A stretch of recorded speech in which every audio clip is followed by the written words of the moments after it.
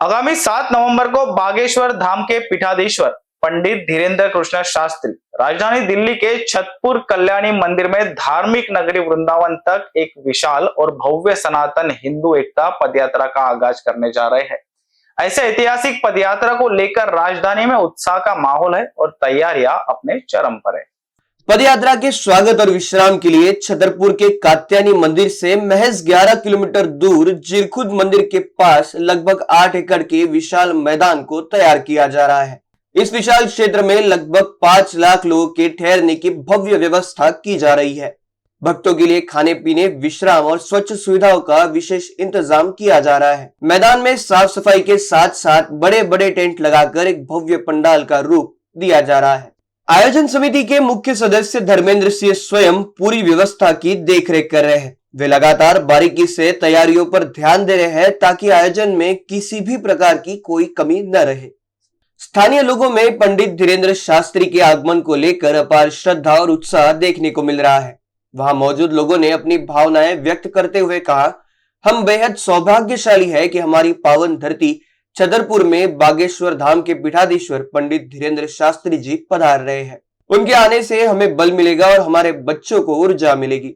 लोगों का मानना है कि उनकी ये सनातन हिंदू एकता पदयात्रा सनातन धर्म को मजबूती देगी और लव जिहाद जैसे मामलों पर रोक लगाने में सहायक होगी। साथ ही कई लोगों ने ये इच्छा व्यक्त की कि उनकी इस यात्रा से जल्द ही हिंदू राष्ट्र की घोषणा हो, क्योंकि ये देश के लिए अत्यंत आवश्यक है। पदयात्रा के सफल आयोजन से ये साफ है कि पंडित धीरेन्द्र शास्त्री का ये कदम सनातन धर्म की एकता और जागरूकता की दिशा में एक बड़ा और महत्वपूर्ण प्रयास साबित होगा।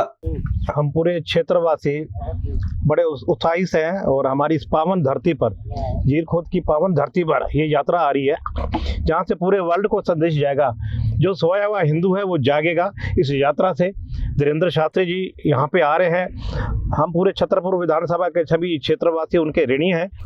इस यात्रा में सभी से अपील है कि ज़्यादा से ज़्यादा संख्या में सभी सनातनी जितने भी क्षेत्र के हैं, दूर दूर से आए हुए हैं, पूरे हिंदुस्तान के कोने कोने से यहाँ पे सभी भक्त आए हुए हैं। सभी से जो है हाथ जोड़ के विनम्र निवेदन है कि इस यात्रा में ज़्यादा से ज़्यादा संख्या में पधारें। ये जो हमारी यात्रा है, ये हमारा ऐतिहासिक मंदिर छतरपुर है। छतरपुर मंदिर से ये यात्रा शुरू होकर के हमारा ऐतिहासिक मंदिर जीरखुद, जो हमारा धार्मिक स्थान है, और ये छतरपुर एरिया पूरा ही तपोभूमि है। जितने भी दुनिया के श्रद्धालु हैं, सारे कोई इससे अपरिचित नहीं है कि छतरपुर विधानसभा से और यहाँ के धार्मिक स्थलों से किसी का परिचय ना हो। यात्रा की शुरुआत ये जो समय चुना है धीरेन्द्र शास्त्री महाराज जी ने कि छतरपुर मंदिर से शुरू करके, और हमारा जो ऐतिहासिक स्थान जीरखुद मंदिर है, इस पे ठहरने का जो उनका प्रोग्राम है, ये ऐतिहासिक होगा।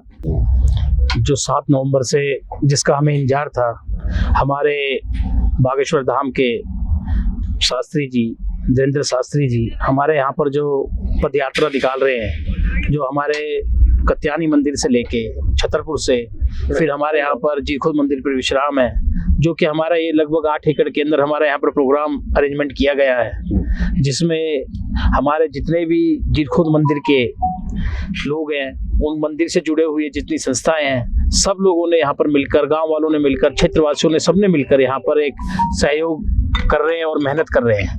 क्या कुछ व्यवस्थाएं हैं, किस तरीके की तैयारी आपने रखी गई है, खाने पीने से लेकर, रुकने से लेकर, किस तरह की व्यवस्था है? जो यहाँ पर हमें पता चला है कि यहाँ पर हमारे यहाँ पर 1 से 1.25 लाख लोग यहाँ पर रुकेंगे, जिनके लिए यहाँ पर भोजन की व्यवस्था है, यहाँ पर शौचालय, पीने के पानी की, और जो यहाँ पर जितनी भी रहने की, सोने की सारी व्यवस्था परिपूर्ण तरीके से की गई है।